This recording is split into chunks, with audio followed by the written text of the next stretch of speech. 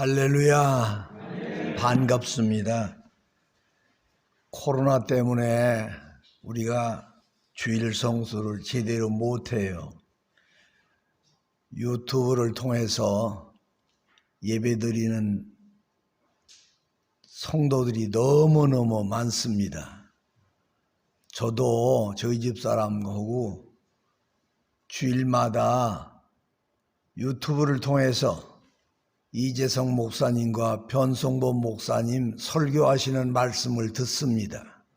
여러분들 모습은 볼 수가 없어요. 아직 서인교회는 이 시설이 다 되질 않아서 좀 큰 교회는 기술자들 두고 그래서 설교도 회중들 얼굴도 다 비추어서 보게 되는데 아직 서인교회는 그만한 시설이 되질 않았습니다.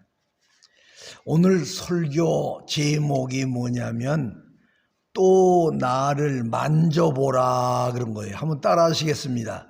또 나를 만져보라. 그게 무슨 의미겠습니까? 부활하신 예수님께서 보여주고 들려주고 그래도 의심하는 거예요. 우린 지금 교회력으로 사순절 기간을 보내고 있습니다. 금년엔 부활주일이 4월 17일입니다. 이 사순절 기간 동안에 예수님께서 겪으셨던 모든 고난, 십자가의 죽음, 부활, 성령 강림까지 전체적으로 우리의 신앙, 우리가 믿는 모든 것들을 다 합쳐가지고 깊이 묵상하며 기도하며 우리 자신을 돌아보면서 부활 주일을 기다리고 있는 중에 있습니다. 예수님께서 부활하셔서 막달라 마리아에게 보여주시고 베드로와 요한에게 보여주시고 여러 제자들에게 보여주시고 심지어 고린도전서 15장에 보면 500여 성도에게 일시에 보여주시고 40여일 후에 감람산에서 승천하셨습니다. 이 누가복음을 기록한 사람이 누가라는 사람입니다. 그가 이 누가복음을 기록한 다음에 사도행전을 또 기록해요.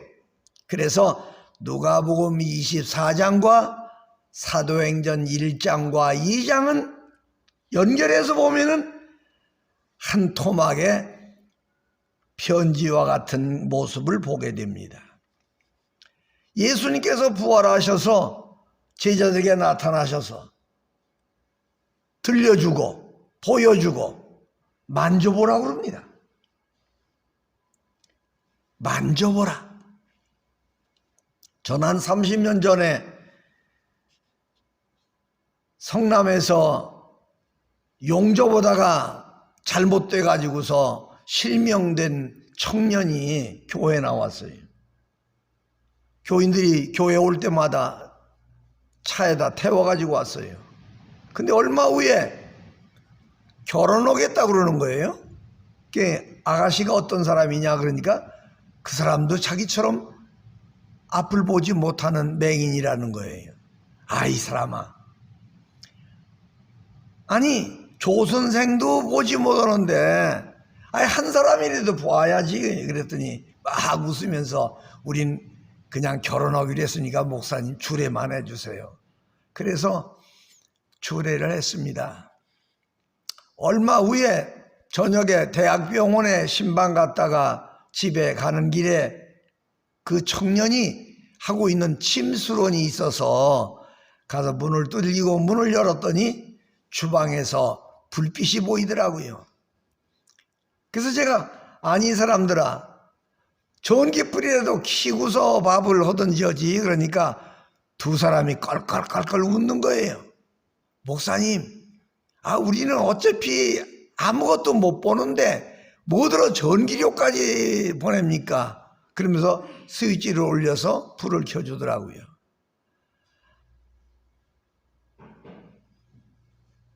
보지 못하니까 저녁 준비하면서 전기불 켜지도 않고 밥 준비하더라고요. 제가 항상 걱정스러운 것이 있었어요. 그 조 선생이라는 사람이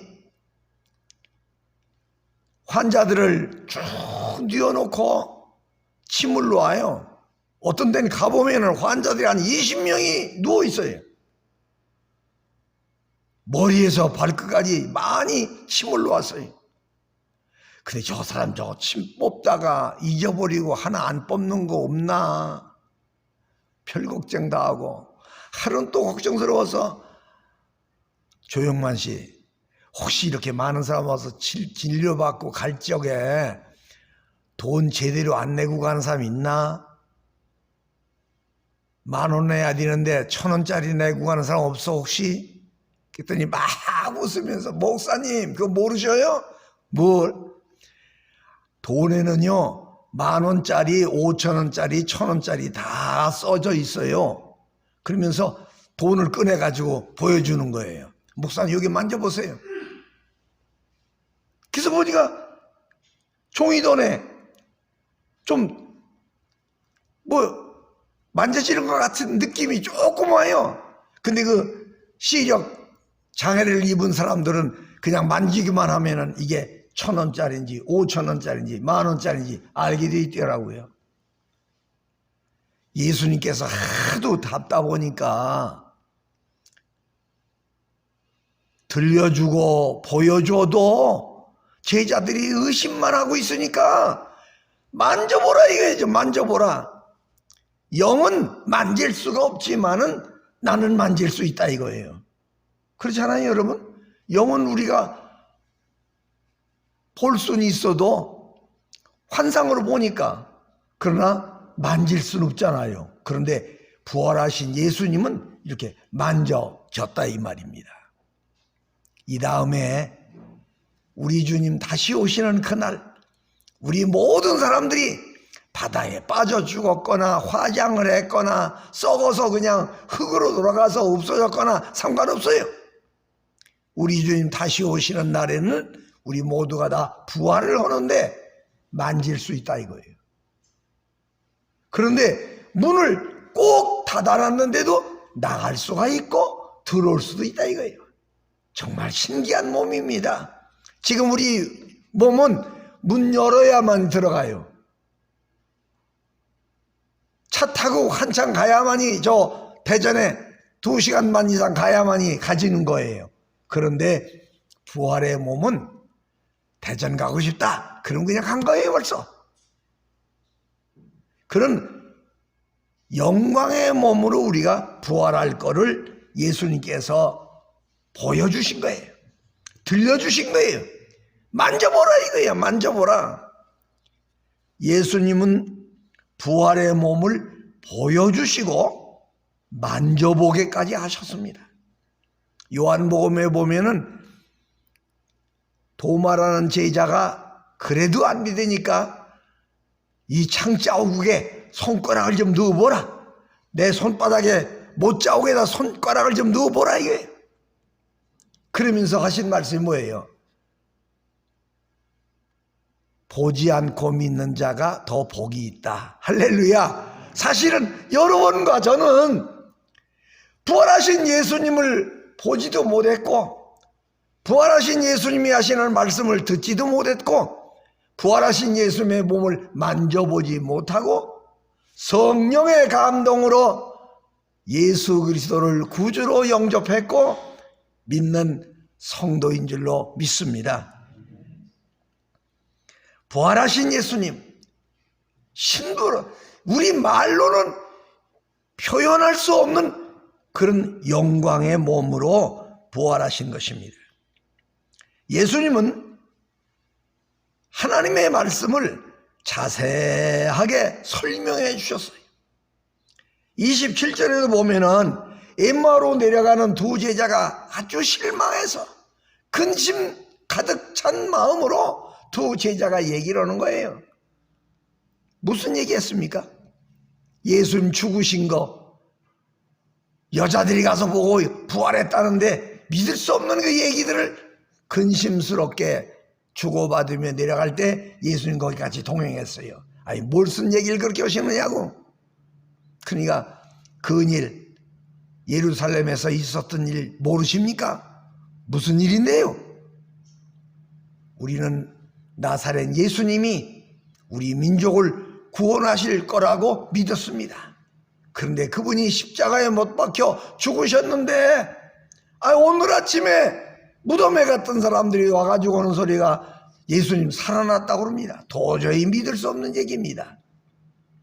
예수님께서 구약 성경을 들어서 그리스도가 십자가에서 죽으시고 부활하시고 장차 이 세상을 심판하러 오실 것까지 자세하게 설명해 주시면서 길을 갔어요. 날이 저물어 가지고 두 제자가 잠자고 가야 되겠어요. 그러니까 예수님 보고서 우리하고 같이 들어가서 주무시고 내일 갑시다. 아니 난 바빠서 가려고 날. 이거 같이 가요. 오늘 오시면서 재밌는 얘기 많이 해주시는데 숙소에 들어가서도 저희들에게 하나님 말씀 좀 얘기해 주세요. 그 들어가서 떡을 준비하고 예수님께서 축사하시고 나누게 됐는데 눈이 밝아져서 예수님이신 것을 두 제자가 알아보게 됐더라 이거예요. 이 지금 앞부분에 그 얘기가 다 나와 있어요. 두 제자가 우리가 몰라보네. 바로 정말 예수님이 살아나셨구나. 너무 감격스러워서 단숨에 예루살렘으로 돌아가가지고 제자들을 보고 우리가 엠마오로 가면서 한 나그네를 만났는데 그분이 우리에게 성경 말씀을 자세하게 풀어서 설명해 주셨고 숙소에 들어가서 그분이 떡을 들어 축사한 다음에 우리 같이 저녁 먹으려고 했는데 그때서야 우리가 그분이 예수님이신 것을 우리가 알아보게 됐습니다. 그러니까 11 제자가 자기들에게도 예수님이 나타나셨다는 걸 얘기해 줍니다. 예수님은 부활하신 후에도 하나님의 말씀을 자세하게 설명해 주셨어요. 오늘 우리가 신앙생활 하면서 성도들에게 목사님께서 주일날 강단에서 말씀을 선포하시고 여러분들이 집에서 성경을 읽으시고 깨닫고 한 것들을 이제 교회에 나오시는 분들에게 자세하게 설명해 줘야 됩니다. 목사님만 설명하는 게 아니에요.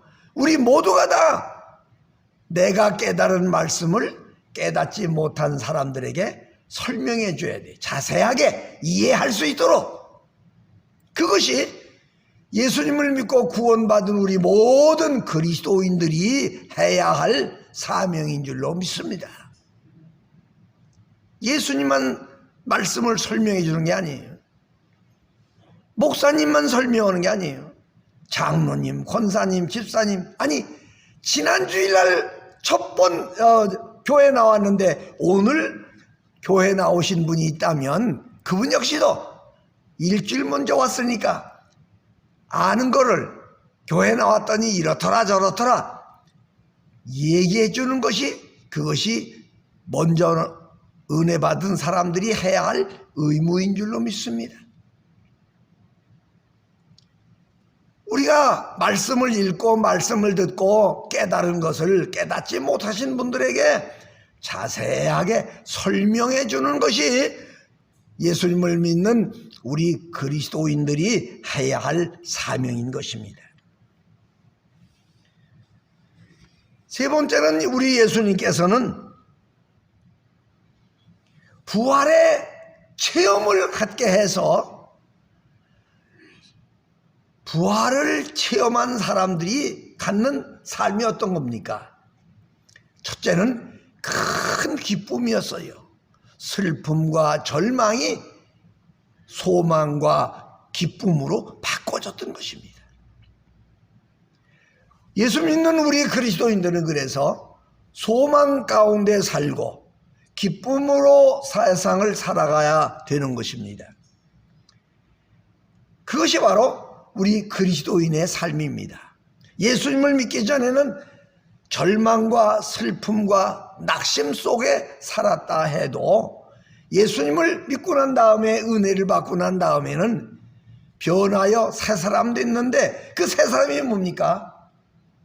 죽음을 두려워 안 하는 삶, 근심 걱정을 극복한 삶, 원망과 불평, 미움이 사라져서 무조건 내 형제를 용서하고 사랑하는 그런 마음, 이렇게 경배하는 신앙으로 사람이 바꿔지는 것입니다.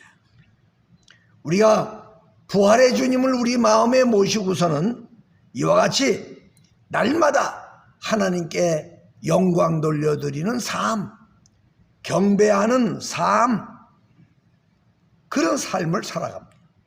또 큰 기쁨, 이것은 돈이나 명예 가지고 얻을 수 없는 기쁨인 것입니다. 기쁨의 삶을 우리 그리스도인들이 살아가는 것입니다. 슬픈 얼굴이 기쁨이 가득한 얼굴로 엠마오로 내려가던 두 제자가 바꿔지게 됐던 것입니다. 엠마오로 내려갈 때는 슬픈 얼굴, 절망의 얼굴이었어요. 그런데 눈이 밝아지고 부활하신 예수님을 알아본 후에는 슬픔도 두려움도 절망도 다 사라졌던 것입니다.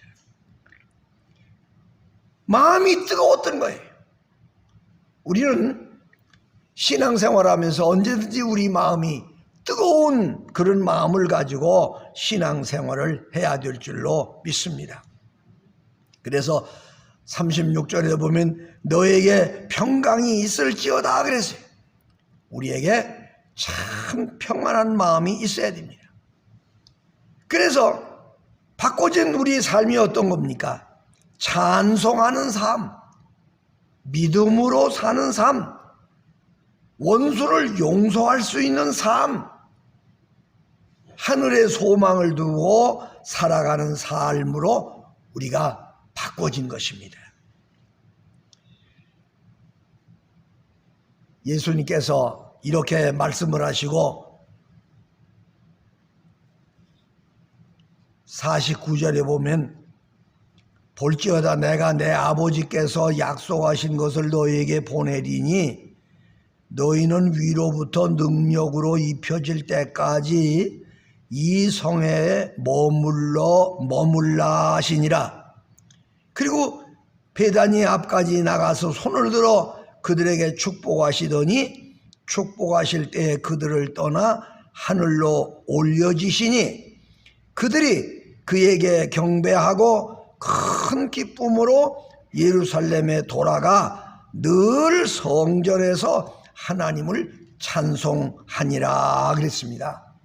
그러니까 우리가 예수님을 우리의 마음에 영접하고 변하여 새 사람이 된 다음에는 우리가 항상 성령으로 충만한 은혜의 생활하기를 노력해야 됩니다. 즉 기도하는 일을 열심히 해야 됩니다. 찬송하는 일을 열심히 해야 됩니다. 성경을 열심히 읽어야 됩니다. 그래야 우리가 은혜의 생활이 계속 지속되는 거예요. 여러분, 아무리 값비싸고 좋은 차도 휘발유가 떨어지면, 기름이 떨어지면은 갈 수가 없습니다. 요새는 뭐 수소차도 있고 전기로 가는 차도 있지만은 어쩐지 에너지가 있어야 돼. 근데 우리의 신앙, 예수 믿고 구원받은 다음에는 그래서 우리가 줄기차게 교회에 나오는 겁니다. 주일날도 오고 수요일날도 오고 새벽에도 오고 못 오면은 집에서 기도하고 일하며 기도하고 운전하며 기도하고 찬송하고. 왜냐하면 항상 우리가 은혜를 공급받아야 되기 때문인 것입니다. 성령 충만 받고 막 그냥 뜨거웠을 때는 펄펄 뛰고 막 방언을 하고 밤새 기도하고 말입니다. 그런 체험들을 하신 분들이 참 많습니다. 그런 체험이 없다 해도 예수님을 마음에 영접하면 변하여 새 사람이 됩니다. 은혜 받는 방법들이 다 다르니까 말입니다. 그런데 교회 안 나오고 기도 안 하고 성경도 안 읽고 이래 보세요. 은혜 떨어집니다, 여러분. 그렇게 오래 살아보세요. 믿음 다 식어져 버리고 불신자가 되고 마는 것입니다. 그러니까 우리가 열심히 모이고 기도해야 됩니다. 코로나 때문에 주일날 이렇게 텅텅 비고 못 오신 분들이 많지만은 그러나 유튜브라는 게 참 좋은 거예요. 어떤 면에서는 옛날보다 좋은 점도 더 많아졌어. 저는 한 40년 전 될 것 같네요. 서울 청계천에 어떤 분이 기계를 만들었는데 전화만 걸면은 설교가 나오게 하는 그걸 만들었다는 거예요. 그분이 자기가 연구해서 만들어서 어느 무슨 전자회사에서 만든 게 아니고 그래서 찾아갔어요. 가서 그걸 만들었습니다. 그래서 536에 0369 딱 다이얼을 돌리면은 제 설교가 나오는 거예요. 5분 설교가. 다른 분이 또 전화해도 계속 걸리는 거예요, 그게. 그러니까 한 번에 5사람이 듣고 10사람이 듣고 제 설교 5분 설교를 들을 수 있는 거예요. 그런 기계가 있었어요. 근데 요즘은 유튜브라는 게 생겼잖아요.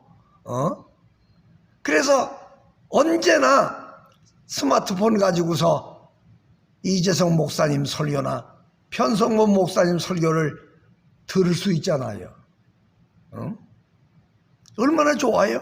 그리고 우리 신앙을 생각만 좀 잘하면은 우리 신앙 항상 뜨겁게 신앙생활을 할 수 있는 거예요. 꼭 교회 와서 기도해야만이 하나님 응답하는 게 아니에요. 차를 운전하고 가면서도 기도하면 되는 거예요. 일터에서도 기도할 수 있고 운동하면서도 기도할 수 있고 그렇게 열심히 하다 보면요 밤에 잠잘 때도 기도하게 되더라고요. 제가 그런 체험 많이 했어요, 옛날에. 찬송을 이렇게 가면서 속으로 찬송이 나오는 거예요. 입으로 하면 남들이 미친 사람 취급할 테니까 속으로 찬송이 나오는데 어떤 데는 잠자면서도 꿈에 찬송을 부르는 거예요.